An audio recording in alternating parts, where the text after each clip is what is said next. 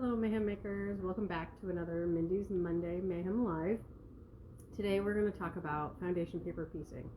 So I have a fabulous educator, quilt designer, pattern designer, Giuseppe, coming to the store at the end of the month. He goes by Juicy Juice on Instagram, and he is gracing us with his presence at the very end of the month to teach some classes, and one of them happens to be foundation paper piecing. He has a gorgeous pattern that you can only get through this class. He does not actually sell the pattern, so you can only have access to it by taking his class, and it's just, I love it. I cannot wait to do this class with him. But I've had a lot of you that have said you're a little scared of foundation paper piecing, or you can't foundation paper piece, and it makes me sad because there's so many gorgeous foundation paper piecing patterns out there, and it's really not as complicated as some might think, or maybe have had a past experience that maybe wasn't so good. So I'm hoping that we can get you to revisit it, maybe try it again, because I know I absolutely love foundation paper piecing. It is one of my favorite quilting methods, and I'd hate for you guys to miss the opportunity just because of maybe one bad experience, or maybe you're just nervous, you think it's a lot harder than it is. So I'm just going to show you a simple pattern and go through the basic steps and just kind of debunk some of those myths out there. Hey Curtis, happy Monday. We've made it. It's middle of June already. What happened? So it's just how life goes around here. The nice thing about foundation paper piecing is it gets you a lot of funky angles and weird shapes that you normally can't get with straight piecing, right?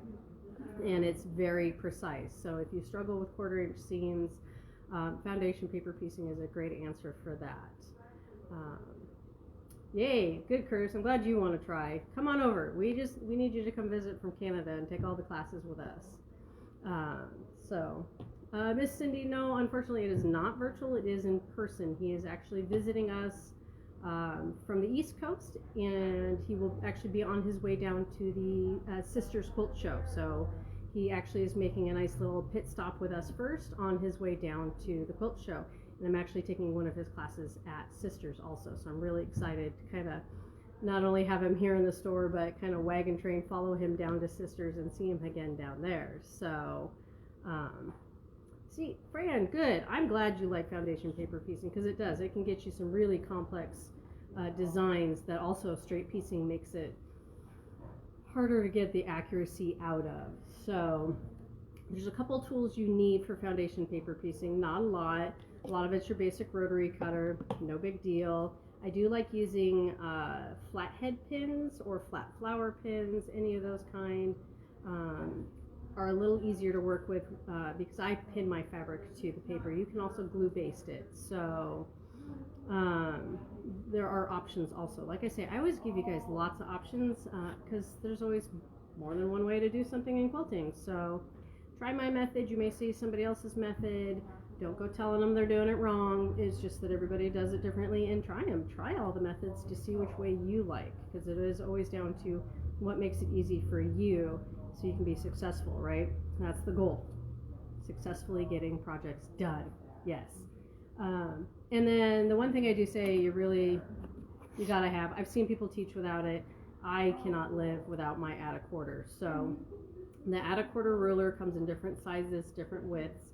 This is the add a quarter plus. What I love about it is not only it has a lip to it, so there's a 1/4 inch lip, and I'll show you what it does, but there is also a sloped edge. So this edge has an actual slope to it. This has kind of a lip to it, and I will show you why I love it so much in a minute. So add a quarter for me, it's a must. You can use a regular ruler, and I do sometimes in a pinch, but this just for me makes it easy, and I will show you why. And then seam roller. So like right now, my demo station, I don't have an iron set up, so I like using the seam roller for pressing seams. We'll show you how that works too. And otherwise, your good old sewing machine, make sure you reduce your stitch count. That's the only thing you remember from my demo today. This is one of the most important ones. Reduce your stitch count down to at least like a 2.0. So I normally stitch at 2.5. reduced to 2.0 because you're going to be stitching on top of paper and then have to tear it out. It's easier to tear out with tiny stitches. It perforates that paper a lot easier to get it out. So, and you're right, Curtis, it is kind of like in the hoop piecing because you're just kind of adding, and it's a lot like quilt as you go also, where you're just kind of stitch and flip, those kinds of methods, all kind of the same concept. So trust me, it's not hard. So yes, so foundation paper piecing is where you're using a paper foundation that you will stitch on as you go, and it will create your block or your design. It is different than English paper piecing. This is where a lot of people do get confused. So foundation paper piecing, a lot of people will call it FPP. It is where you sew. Use your sewing machine, sew fabric to paper. English paper piecing, or EPP, is handwork, where you're actually taking paper templates, basting your fabric around it, and then hand stitching it together. No sewing machine involved. So make sure you're looking for that, and understand, like, if you call us and go, I'm interested in paper piecing, we will ask you to tell us, do you mean foundation with a sewing machine, or do you mean English where you're doing handwork? Because we don't want to get you in the wrong class and have you show up going, what do you mean I got to do handwork? And handwork is a 4-letter word for you. Well, I know you out there. There are some of you. So but we'll get on to the demo. The nice thing about a lot of it also, you can use up scraps. So I just went digging through our scrap bin here to do this demo, because it can be fun. It can be kind of exhilarating to get scraps out of your room and feel like they're not starting to overflow in your sewing room. So sometimes there's some patterns out there that you can find that are fabulous for just using up all those scraps if you like scrappy looking quilts. So the block I'm going to demo, I went on Pinterest. So this is not Giuseppe's pattern because I don't want to leak that one out early. But we have fabulous ones in the store. We have some from Violet Craft, which we love, where you can make big, beautiful animals like elephants and giraffe and those kinds of things, and mountainscapes. She has all kinds of different ones. There's lots of people that will advertise their foundation paper piecing patterns through Pinterest, Etsy, those kinds of things. And then of course there are some where it's really nice and you can get free downloads. So this one I'm going to give a shout out to Jessica Dayon. This one was just on Pinterest. I like demoing just simple couple stitches to get you guys started. And we do have a beginning foundation paper piecing class where you make beautiful hearts.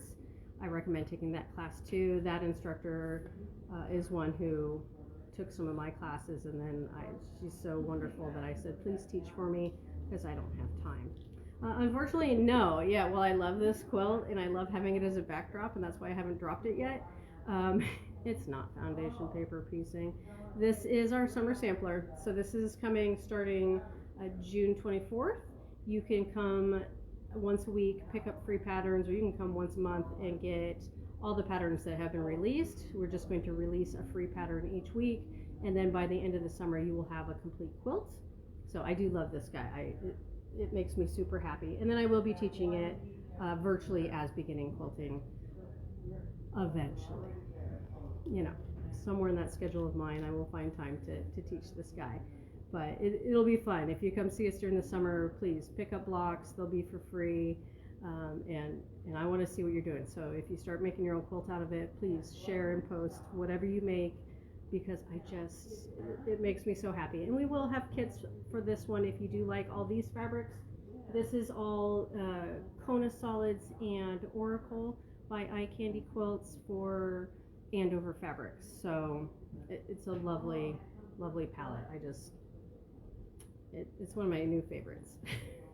I know, every week I have a new favorite, I know. So let's get to foundation paper piecing.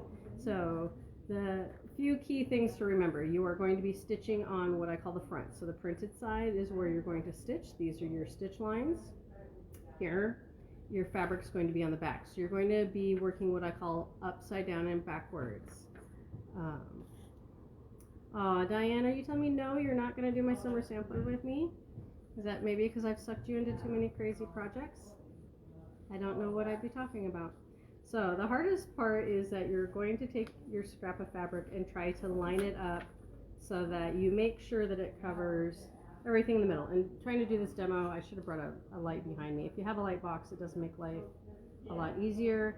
But all I'm going to do is make sure that this middle section that is labeled number 1, and that's the nice thing about foundation paper piecing, is usually it is numbered in a sequential order that you need to go in. So I want to start by covering number 1, and I'm just going to, because I have a big enough piece, pin it right to this paper, and that's why I like these flat pins.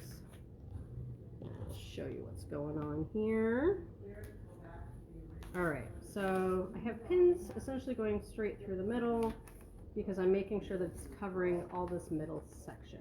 Alright, and then we're going to clear this space and move this camera for you guys. You know me, I like trying to play with my toys. Alright, so this is number 1 right here in the middle. What I'm going to do is what I call preparing it to have it ready to sew. Alright, so that's where my add a quarter comes. Is first I start with this sloped edge, and I'm going to line that edge between number 1, number 2, and I'm going to fold back on this line because this sewing line is where my seam is going to be. This is where I'm going to sew. So I like having that sloped edge because I get a nice crease. I will then take the ruler and flip it and then use the 1/4 inch edge that has this lip, and that's what I like, is it's going to snug right up against that fold. Take my handy dandy rotary cutter and trim. Alright, and then I now have what I call a prepared space to stitch, and I will then be taking another piece of fabric, cutting it, and sewing it on there. Alright, so I can take this guy, and I know he needs to cover at least this much space, so I'm just gonna take a chunk right off there. What will happen is it's just like quilting. You need right sides together. This is where I say it's kind of like your flip and sew or your quilt as you go. But you're going to do right sides together. You're going to line up those edges because you know you have a 1/4 inch seam allowance, and then you're going to take it directly to the machine. Alright, so let's see. Oops. Get you over here. Excuse the background noise. This is what happens when I demo in the store. Alright, so what I'm going to make sure is I'm only going to stitch from the bottom to the top. Alright, that's all I need to stitch. I don't need to go beyond anything else, just that line. I am using on here the 34 foot, and what I like about the 34 is it has a red line down the middle, so it's guiding me. And so we're just going to stitch, stop, cut. I went a little far, and that's okay, because out here is my seam allowance, so it doesn't matter that I went over. Just really making sure I don't go too far over here, because when I need to trim down here, I need it to be right on the line. So I have sewn on this line. I'll move you guys back over here. All right. So then I can take these pins out because it's now sewn to this paper. And then this is where the seam roller comes in because I don't have my iron. If you do iron, just make sure you turn your steam off or it will warp your paper. Okay. I'm just going to take the seam roller, flatten this guy down. Alright, and so 1 and 2 are together. Now if all this excess bugs you, you can kind of trim it. And you may notice on this paper, I trimmed outside of what the actual block size will be. I like having extra room until the very end, and then I will trim, and we'll show you all that. Alright, so 1 and 2, they're done. I'm now going to come over and find number 3, and we're going to do the same thing. We're going to prepare it, so I'm going to fold it right on the stitch line. We're going to prepare this side of the fabric because we don't want all this excess in here. If I don't trim this off, it's going to get sewn into the block, and then you're going to have a lot of bulk that you do not need. You just need a 1/4 inch. Alright, and then I'll take another piece of fabric, let's say this fun one. See, this is the fun part of Quilting Mayhem Stash. There's all kinds of pieces, and I'm just making sure that I have enough to cover section 3. This is part of foundation paper piecing. You end up with kind of what I call a lot of hot mess. You end up with scraps and things laying around. It's okay. You can clean up later when you're done. You end up with lots of what I call little schnibbles, little pieces and parts. Because unfortunately I don't have a trash can up here with me for some reason. Alright, so same thing. We're going right sides together on top of the line that we just prepared for sewing. So match those raw edges, flip it, take it to your machine. Now we're going to come back over here. Same thing. I'm going to show you this foot. I love this foot. So this foot, hopefully you can tell, maybe, has a line right through the middle. So a good red line in there. And that's what I'm using to follow the line on the paper. It makes just a nice guideline, because that's all I care. I don't need to worry about my seam allowance, because that's what we trimmed and that's what's already in that paper. I just need to make sure I follow my line.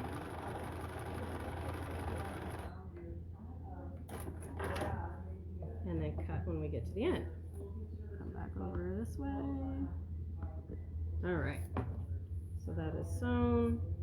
Same thing, we're just going to press it. Now generally at home, I would measure, maybe not have quite as much excess, but you know, with scraps, I'm not too worried about waste. If you're trying to use a lovely collection and you're trying to make sure you have saved as much as possible, you're a little less wasteful, then you certainly can measure your pieces and not be quite as crazy as I'm going with my fabric, so you're not having big chunks that are just getting pitched. Alright, so we've done steps 1, 2, and 3. Thankfully this is an easy block. All we have is number 4. Same thing. So now we're down in this corner. We're peeling this back on that stitch line. Lining that up on the fold. Trimming it off. And then we're just going to pick our last fabric. I'm going to use this guy. Let's see. Chop a chunk off. It's a little freeing to do this because you're just kind of whacking off fabric, stitching and going. Alright, so lining up right sides together, same thing. Making sure you're always on this side of what you just trimmed. If you had tried to line up on the other side, wouldn't work quite so well. So right sides together, flip, sew. One more time. Alright. And then just start. Notice I'm not even using my foot control. That's what I love, is this machine has a start stop button. So I'm actually just using that. Alright, so we'll show you how this looks. Whoop, this way. This way, camera. Alright. So then, same thing. Start with a finger press. I use the seam roller. And a lot of times when I finish a block of foundation paper piecing, I will even potentially give it a little starch and hot iron. No steam, just hot and dry. So it just stays nice and crisp. So then what will happen is we're done with this block. I'm going to line up the edge of my add a quarter on this outer line. So it is what's giving me a 1/4 inch seam allowance line out here, which is nice. You have to be careful, not all of them do. So make sure if it comes with instructions, you read your instructions, because I have come across some where they didn't. You just automatically had to add that to it, and it's bitten me where I've accidentally trimmed and then realized, oops, it told me to add my seam allowance, which is not always fun. Alright, so there's that happy little block. This one I could see just going through all my scraps and having a heyday making a quilt with everything just of leftovers, because this is fun and easy, and if you put multiples together you can make fun little designs in the middle, those kind of things. So, telling you, learn to love foundation paper piecing because it's this easy, this fun. And look, I didn't have to worry about whether my 1/4 inch seam was straight, even, off, over, scant, you name it. It doesn't matter because you're just sewing on all these lines. That's it. The hardest part is just remembering that you're upside down and backwards. So, however you lay it here is how it's going to look, but kind of a mirror image. That's the one thing that will start to throw some people off. All right, so go sign up for Giuseppe's class because his pattern is about this easy and 10 times more stunning of a quilt that will come from it. And he is going to teach you some color theory and some of those kinds of things, let alone that you just get to pick his braid. And he is just an amazing artist and designer.